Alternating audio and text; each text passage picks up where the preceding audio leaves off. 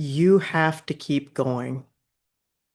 This is such an important topic, but this video isn't a substitute for medical advice. So, if you need immediate help, please call 988, which, if you're not aware, that is the emergency mental health crisis hotline, or go to the emergency room or call 911. Take care of yourself.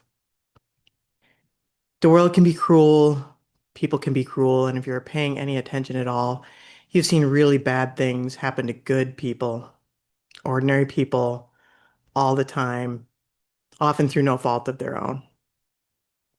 I've been talking about my own trauma as clear as I can in some other videos, and I've been adding some neuroscience context that relates to my personal experience, especially talking about drinking and the consequences of drinking. That's definitely very closely related to my own situation. But in this video, I just want to make a simple plea. Whatever's happened to you, whatever you're going through, you can go on, so please keep yourself going. I can't tell you exactly what's going to work for you, but I am going to tell you exactly how I actively fight against feelings of despair in my personal life. And I really want to put the emphasis on actively. Um, so let's start with this. Here's my list. So first, I have a therapist. If nothing else, do this one thing. Find a good therapist if you have the means. Not only can they help you find strategies to manage your situation, but they will also watch out for your safety. So, um, just check in with them, find someone. And again, like if you can't, that 988 number, those are specialized people that focus only on mental health crisis. So, that's a great resource if all else fails. Second, you have to have a strategy to interrupt the negative thoughts that come along with hard situations with feelings of despair. I discussed in another video an internal locus of control, and I talked specifically about a strategy that I use for walking. But this term basically means controlling what happens to yourself with deliberate actions from, within, instead of thinking external factors like bad luck or fate are responsible for your situation and they're out of your control. So you can do things for yourself to change your situation, even if it isn't directly your situation, you can change how you are responding and find ways to make things better for yourself. So for me, I can't always do things directly related to my situation. For me, a lot of it is, you know, there's some legal issues and stuff that I'm dealing with.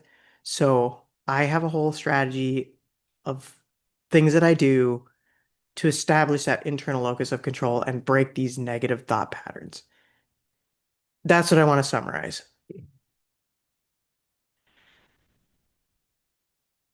The things that I actively do to help me cope in this difficult moment in my life, they're uh, they're what work for me. They might not be exactly what you need, but maybe they'll give you some ideas. Like maybe something I tell you will be exactly what you need, and you'll adopt it yourself.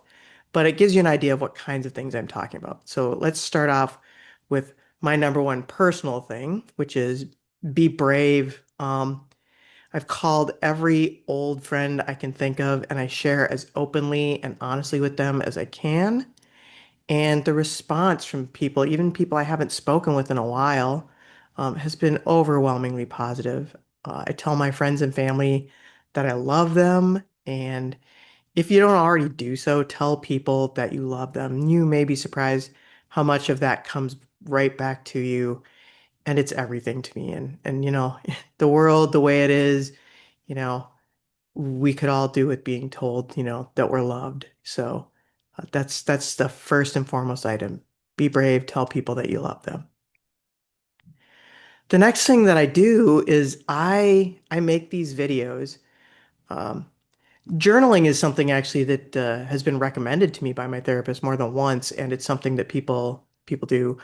You can write down your thoughts on your situation. You can write down, you just actively putting down your thoughts on paper can be a way to organize them, to come to conclusions, to help you think your way through your situation, okay? But that's not exactly what I'm talking about here. Like I make these videos and I write my thoughts on a topic. So like writing my thoughts on this topic took my mind away from issues that I was thinking about today about my legal situation. I can't do anything about those, but I was focused on talking about strategies for coping with despair, right? And that took mental focus away that I could not use to ruminate on stuff I couldn't do anything about.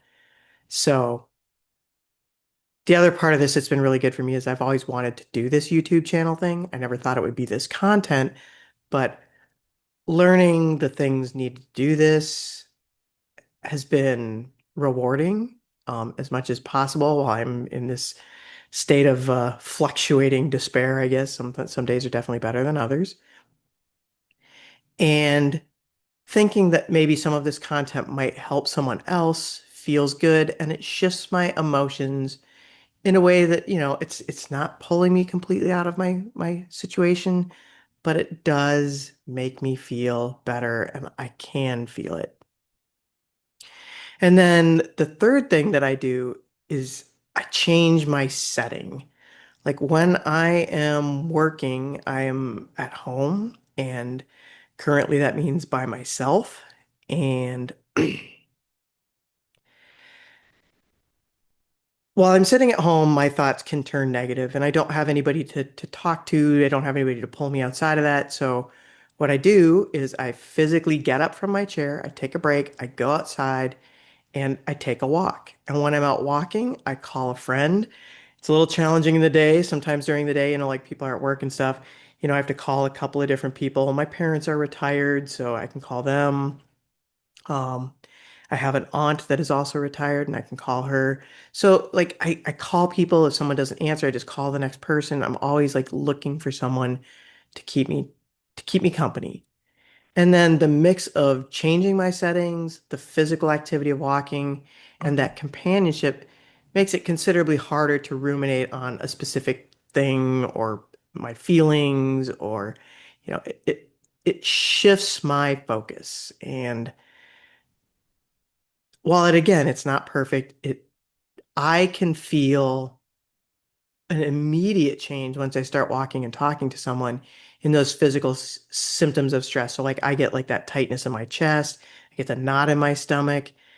Sometimes I even get a little tearful. And when I get out there and walking, and talking to someone, it pulls me enough out of that I can come back inside afterwards and get back to what I feel like I need to do. And work itself can be good in the same way that creating this channel has been good for me.